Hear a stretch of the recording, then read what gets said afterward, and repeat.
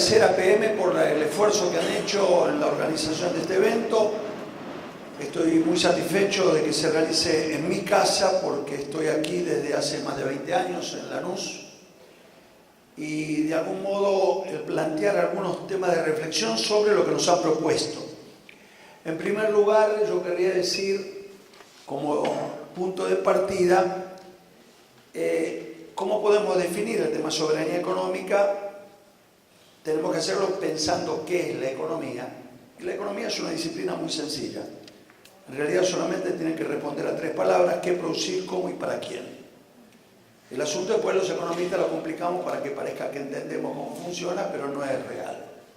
El segundo punto es: los problemas económicos no tienen solución económica. Los problemas económicos tienen solución económica, social, política, cultural, tecnológica, antropológica, ética. Es algo que realmente responde a la complejidad de la sociedad. No es casual que los economistas clásicos provengan de la filosofía. Han intentado comprender un mundo complejo y una parte de ese mundo, en lo económico, pero tiene fuertes interrelaciones. Y eso nos obliga a pensar seriamente cuáles son los campos en que se define el ejercicio de la soberanía.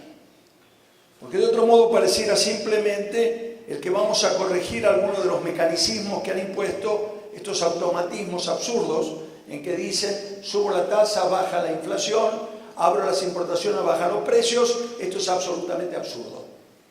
El tema económico, social, político, cultural realmente tiene una riqueza que tenemos que reconocer para poder ejercer la soberanía. Y en ese campo incluye una cantidad de temas que a mí me parece sumamente importante, pero también exige algunas definiciones. Una de las cosas que escuchábamos recién sobre el tema tecnológico. En principio, en el caso de la Universidad de Lanús hemos desechado, hemos sustituido la tradicional extensión universitaria que suponía que el proceso que se realiza dentro de la universidad debía derramarse hacia el conjunto de la producción, y nos planteamos un tema de cooperación. Porque desde el peronismo, los que ejercemos o los que hemos vivido esta visión de la sociedad, entendemos que una parte importante del conocimiento no se genera solo en las universidades, sino en la estructura productiva. Y eso nos lleva a que son nuestros trabajadores, nuestros pequeños empresarios, nuestros profesionales ejerciendo la realidad ahí afuera, los que pueden realmente generar innovación también, y lo hacen cotidianamente. Respecto a uno de los temas que decía sobre nano, me llevé la sorpresa como docente de esta casa que, hablando del tema nanotecnología, una de los estudiantes levanta la mano, una mujer, y dice: con mi esposo tenemos una pequeña empresita, estamos a nivel de micro Gauss, en 2 años vamos a llegar a nano. Quiere decir que una parte importante del conocimiento radica en el pueblo. El otro tema que me parece central entender, y es el fenómeno que están intentando implantar de bajar el costo de mano de obra para ganar en competitividad, como se decía recién. Es absolutamente falso. En primer lugar, no puede Argentina competir por bajo costo de mano de obra. No podemos competir con Malasia, con Indonesia, con Vietnam, con Bangladesh, con China o con India. El que dice eso está mintiendo. Y lo escuchamos de una de las corporaciones. Escuché en alguna oportunidad a Roca decir: los trabajadores argentinos ganan más que los brasileños, no podemos competir. Y ahí hay 3 falsedades. La primera de ellas, a mí me parece totalmente legítimo y conveniente que ganen más, porque implica mejorar las condiciones de vida, y es lo que procuramos hacer durante todo este tiempo. El segundo punto es que no dice que la productividad también es mayor, y por lo tanto se justifica que gane más. En segundo lugar, lo que no dice es que la empresa siderúrgica tiene la mano de obra una incidencia del 4% del costo. Si el 4% no te deja competir, ¿qué diablos estás haciendo con el 96% restante? Y finalmente, la corroboración de esto que estoy diciendo es que inauguró una planta en Houston, Texas.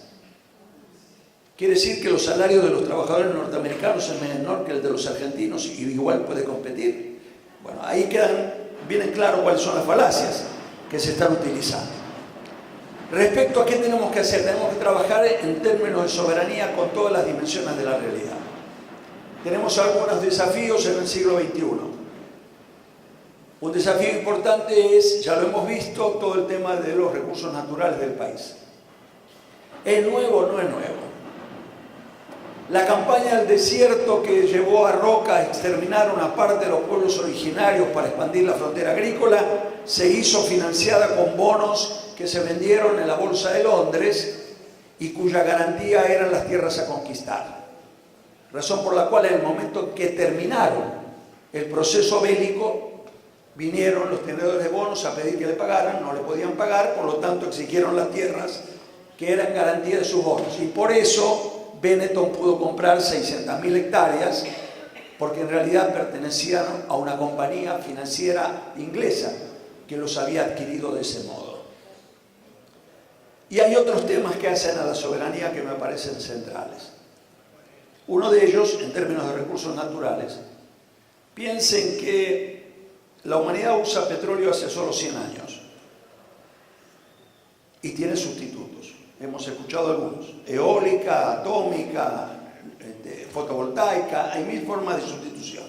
Y sin embargo el siglo XX tiene olor a petróleo. Desde el desembarco en Suez en el 56, la guerra en Irak, en Irán, en Libia, en Ucrania, tiene olor a petróleo. Y ahí viene el ejercicio de la soberanía. Si por un producto que usamos solo 100 años y tiene sustitutos, generaron lo que generaron, ¿qué es lo que van a hacer con el agua? Que la venimos usando desde el primer homínido hace 3 millones de años y no tiene sustitutos, por lo menos por ahora, en términos económicos. Tenemos que tener realmente conciencia de que la soberanía económica también se ejerce defendiendo el acuífero guaraní. Del mismo modo que lo que mencionaba recién Diego, los fenómenos que tienen que ver con el litio. Es decir, la definición de los perfiles es un elemento central. Tenemos que corregir esta corrección que se ha hecho, lamentablemente no hay tiempo para mostrarlo, pero la evolución que ha experimentado la concentración del ingreso en la Argentina, en realidad reconoce 3 dimensiones. Una primera, lo que está ocurriendo es la concentración del ingreso a nivel funcional, es decir, la disminución de la participación del trabajo en la distribución del ingreso. La segunda es a nivel social, y esto lo acredita la existencia de una cantidad de familias que se muere de hambre, que no tiene como para hacer frente a sus principales necesidades. Y la tercera es regional. Se han llenado la boca hablando de economía regional, se llenan la boca hablando de federalismo, pero desde los 90, la ciudad de Buenos Aires se dio el lujo de decir que tenía ingreso per cápita de Bélgica, y era cierto. Pero Formosa, Santiago del Estero o el Chaco tenían el de Camerún. Teníamos una ciudad en apariencia del primer mundo y 10 provincias con el ingreso per cápita de África. Entonces tenemos que entender lo que esto significa y además comprender qué situación especial enfrentamos en la región y en el país. En algún momento un representante de Estados Unidos me decía que los argentinos tenían que ir todos al psiquiatra. Le dije que era cierto, pero por otras razones. Él decía, ¿cómo es posible? Estoy hablando de 2003, el momento en que no firmamos con el Banco Mundial el programa de préstamo, precisamente por las condicionalidades. Y me decía, ¿cómo pueden hablar de pobreza existiendo África? Le dije, no entender dinámica social. No es lo mismo una sociedad que vivió 1500 años en la indigencia a una sociedad que perdió en una generación todo lo que había alcanzado. Y esto es lo que realmente está en juego cuando hablamos de distribución del ingreso. Además de los factores que se mencionaban muy bien sobre la importancia que tiene la distribución del ingreso. Ya desde David Ricardo, economista clásico por excelencia, se dice que lo más importante es la distribución. Hace realmente la esencia de una visión nacional y popular. ¿Por qué? Porque realmente yo coincido con el significado profundo de la idea de que lo mejor que tenemos es el pueblo. En estas universidades del conurbano tan vilipendiadas, en estas universidades en las que la gobernadora de la provincia dice que no llegan los pobres, el 75% de los estudiantes son universitarios de primera generación. Estamos recuperando algo que es central.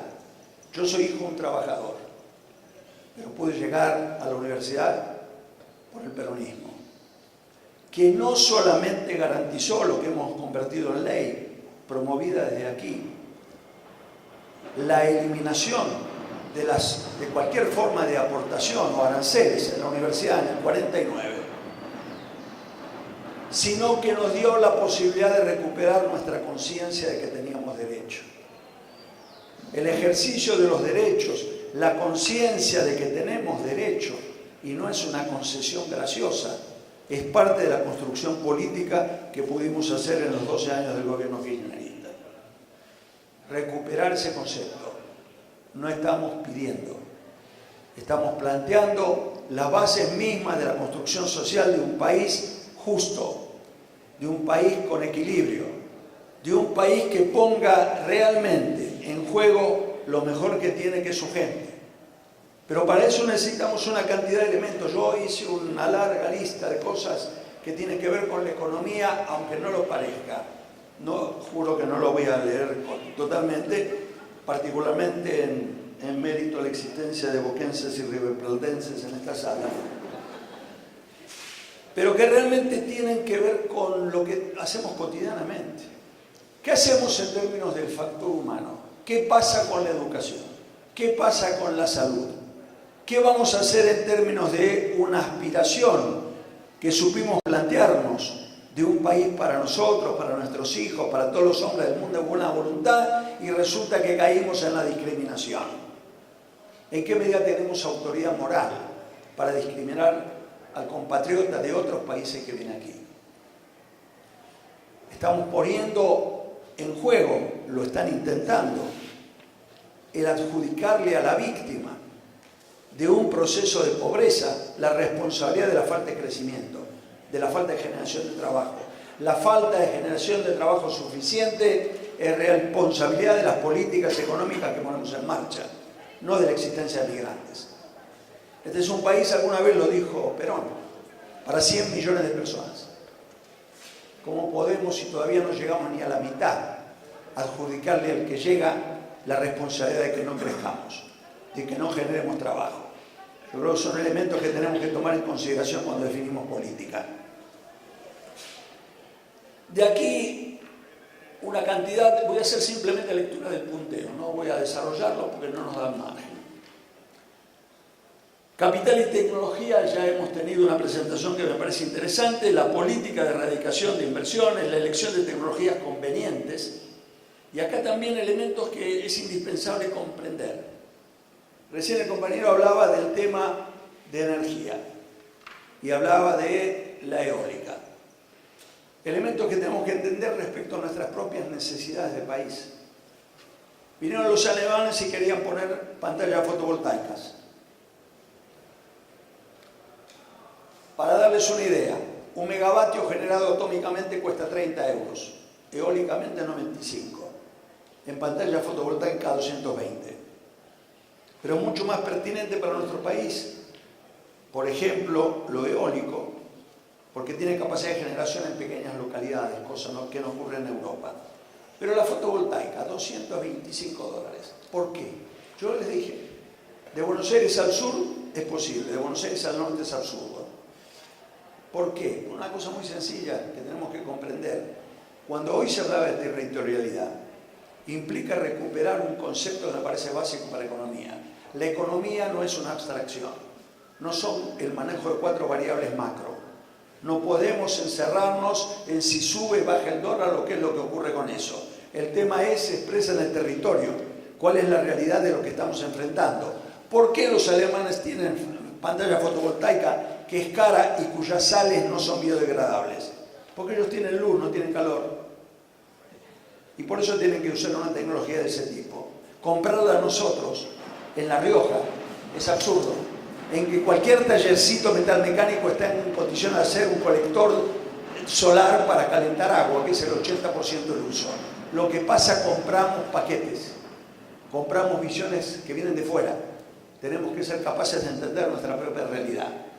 Y virtualmente un poco para cerrar. Argentina presidió, tuve la posibilidad de hacerlo, tuve el orgullo de participar todos los años en que estuvo Néstor al cabo del gobierno en política económica y por lo tanto tener la posibilidad de presidir el G24, 8 países asiáticos, 8 africanos y 8 de América Latina.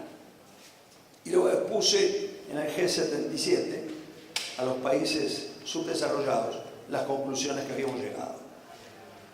Y en el momento que contaba cómo habíamos logrado superar de la locura en que llegamos al 2002, en muy poco tiempo, disminuir pobreza, desempleo, incrementar la capacidad instalada y productiva, porque también fue eso, no esperamos una lluvia de inversiones. La pequeña y mediana empresa estaba allí como está ahora, con las máquinas cubiertas de plástico. El simplemente recuperar un criterio de distribución del ingreso fue el mayor incentivo para recuperar la capacidad productiva. Y me acuerdo que un ministro de Economía de Sri Lanka levantó la mano y dijo: lo que queda claro que el camino es Argentina. Y le dije: no, lo que queda claro es que no hay modelos. No aceptamos el modelo del fondo, no por un prurito, sino porque no corresponde a nuestra realidad, a nuestros objetivos y a nuestros propósitos como país. Y rechazamos realmente este fenómeno. Después les voy a dejar soberanía nacional subordinada.